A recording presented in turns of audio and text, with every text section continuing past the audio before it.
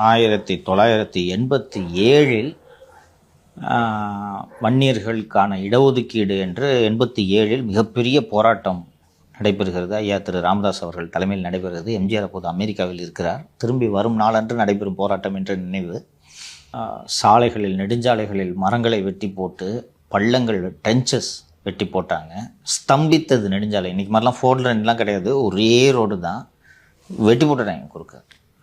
ஆயுதம் தாங்கிய போலீஸாரோடு தான் வாகனங்கள், சரக்கு வாகனங்கள் பயணிக்கக்கூடிய சூழல் ஏற்பட்டன. கிட்டத்தட்ட 5 அல்லது 6 நாட்களுக்கு வட தமிழகம் ஸ்தம்பித்தது. பண்ருட்டி, நெய்வேலி சைட்லாம் நோ டிராஃபிக்.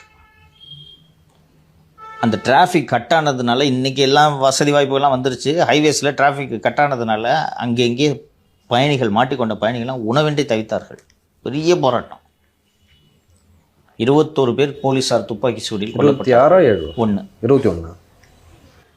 கொல்லப்பட்டனர்.